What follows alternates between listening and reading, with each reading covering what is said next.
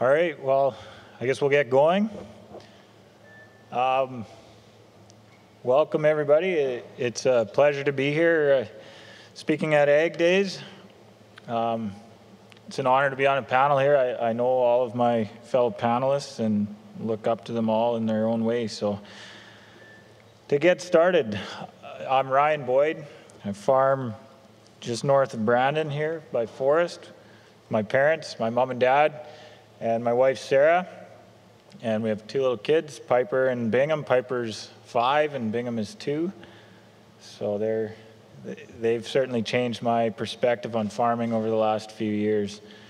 We have about 2,000 acres of annual crop and about 300 commercial cows, and that balance is always shifting. We're leaning a little heavier on the perennial forages, the pasture side of things here as of late. So how have I learned and grown through networks? I think one of the big things that I've had value from is being a part of a holistic management peer group. I'll touch on that, and I also think that being involved with industry boards over the years has had an impact. And more recently, I've had the honor of being named a 2019 Nuffield Scholar, and social media is another area that I feel has had an impact as far as value to our farm and myself.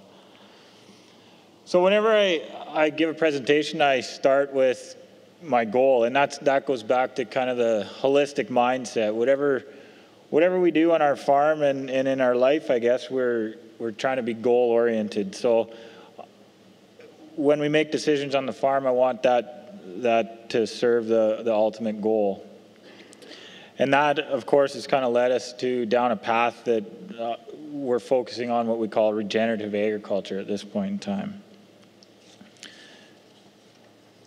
So when we're making decisions on the farm, we look at gross margins, all the individual fields, but it's a whole farm profitability, and that allows us to make some decisions that short term, maybe the economics aren't as great, but over the long haul, we hope it will pay off. One of the things that kind of drew me back to the farm was my love for the rural life and the community that I grew up in. So I decided early on in my career I didn't want to build a business plan that relied on ever increasing the land base, increasing acres to be successful, because I felt that was kind of in conflict with what I enjoy most about living and raising a family on the farm, the local community. So it was kind of, my first exposure to holistic management was through the rotational grazing. Now, the holistic group of people in Western Canada, they're all very open to sharing, and all farmers are really. Like, all older farmers are more than willing to talk about what they're doing and help share their experiences and teach the young farmers like myself. So I think that's been a very valuable thing in my career, learning from others.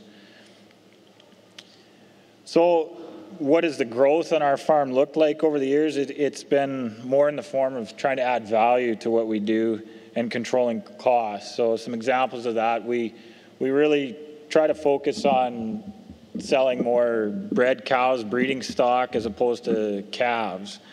And also, we've moved to a kind of a low disturbance direct seeding cropping system, trying to market a little bit of seed, and of course integrating the cattle and the livestock together to try to capitalize on some of the synergies that exist there.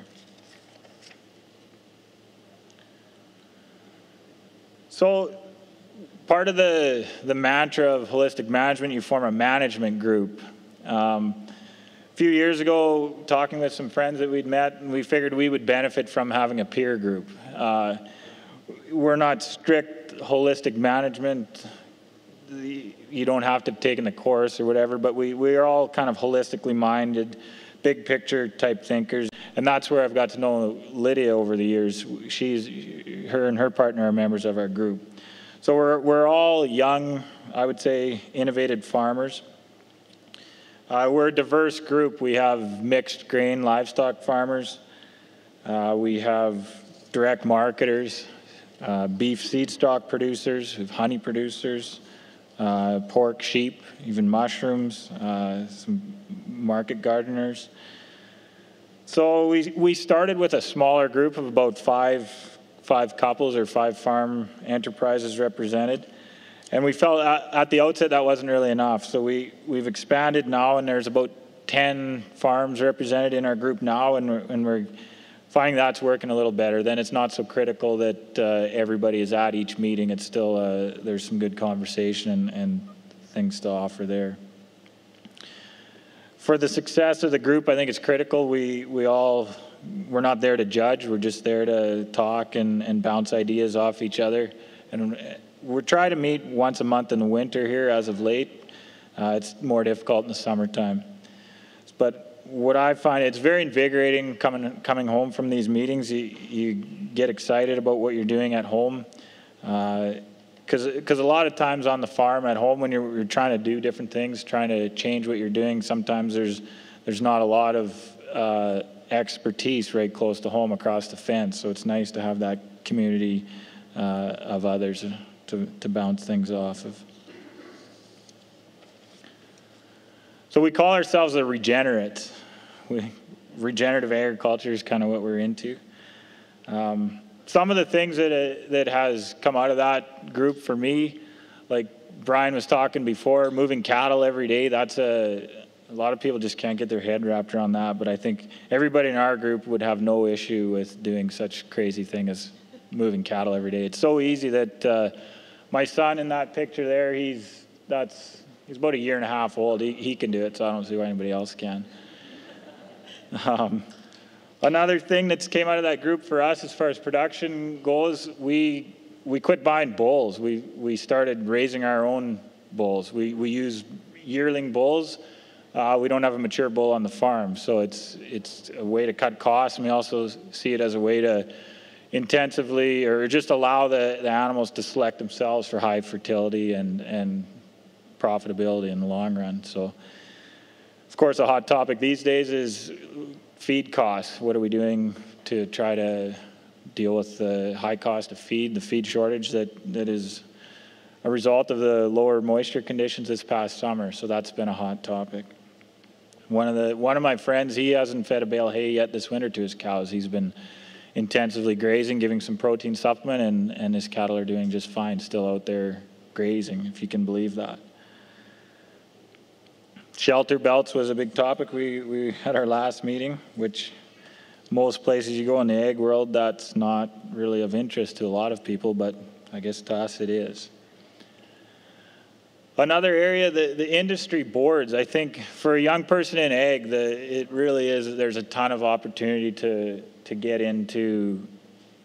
involved with boards. So initially, I was on the Manitoba Zero Tillage Research Association board. That was a research farm not far from my home. So, and then at Ag Days, I had the great opportunity to be on the Ag Days planning committee. That's where I met Dave, and that was a wonderful experience. A great group of people. Learned a lot. Made lots of lasting contacts. Extremely valuable. Currently, I'm on the executive of the Manitoba Forage and Grasslands Association. After I stepped down off the Ag Days board, I was kind of looking for a place to call home as far as getting involved in the industry. I feel it's good to give back a bit. And the Forage and Grasslands, to me, that's one group that I felt I could really connect with. So I was at the beef producers meeting a few years back, and a couple of the guys that were on the MFGA board approached me about coming on, and what sold me to the idea was we're working on, we have this Aquanti project that Steve Fry is going to be talking about up after this panel. It's a project that models the water in the landscape of the Assiniboine River Basin, and it shows the effect on soil management practices and how that affects the water flow downstream. And I thought that, to me, was extremely valuable. I think as producers, we need to start thinking more about the impact that what we do on our land has downstream and to society as a whole. And I think a great victory, I'd like to say, of being involved there, we pulled off the Regenerative Agriculture Conference this fall here in Brandon. You can get on YouTube or wherever and look at all these speakers, and there's lots of people that intrigue me around the world. And here we had the opportunity. We sat around a table one day planning the conference and threw some names out of people that I thought would be fantastic to hear speak.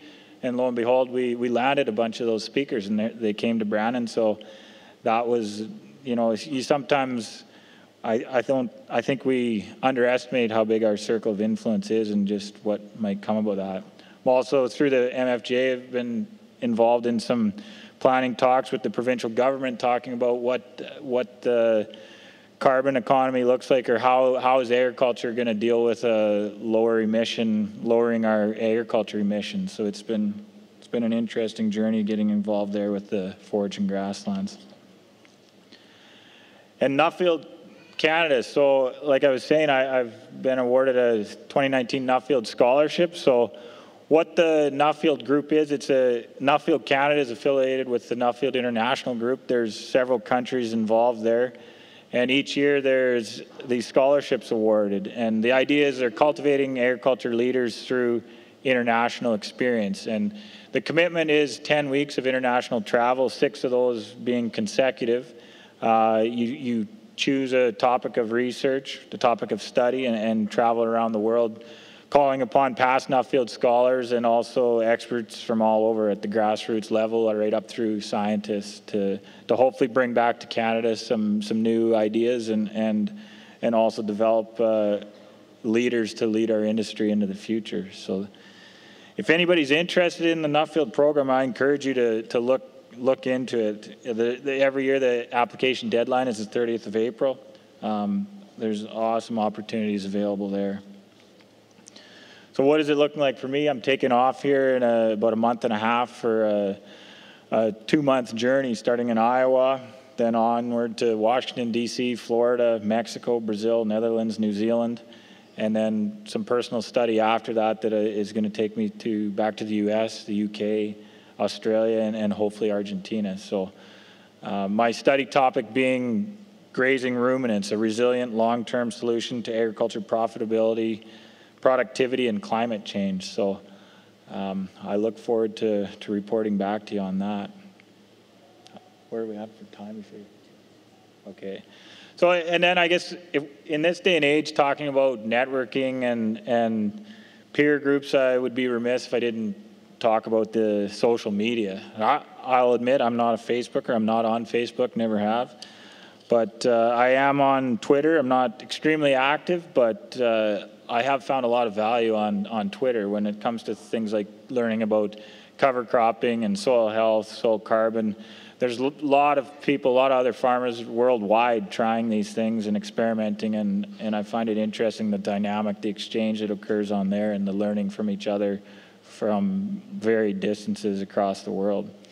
YouTube, an invaluable tool for learning, I figure. You always have to take what you see on the internet with a grain of salt, but it is a starting point. And one of the things I've as of late been listening to different podcasts, and it blows my mind the amount of stuff that you can find online, different podcasts. Whatever your interest might be, you can find it, and there's a lot of neat stuff. And a couple, I just threw this in here at the end, like disruptions that with the speed of change and the technology that's out there and the exchange of information that's made possible through these social media and other communication tools, I see like intercropping is one thing that's really going to shake things up here. We've heard about growing 2 different crops together, like the pea canola, separating that. But there's people around that are playing with different ideas of relay cropping and different mixtures of intercropping. I think that could really change what we're doing on farm, being able to reduce our need for fertilizer, growing legumes, and also just capitalizing on the benefits of diversity. And then another thing that you might think, what is gut microbiome doing up there with a farmer talking about? I think our understanding of how we ourselves interact with the environment and the amount of microbes in our bodies, on our bodies, and how that is feeding us. Our nutrition really is mediated through the microbiome, and it's no different in the soil with the plants. And this is evolving rapidly, and lots of different things coming out of that. And with that, I'll leave you and turn it over to Lydia.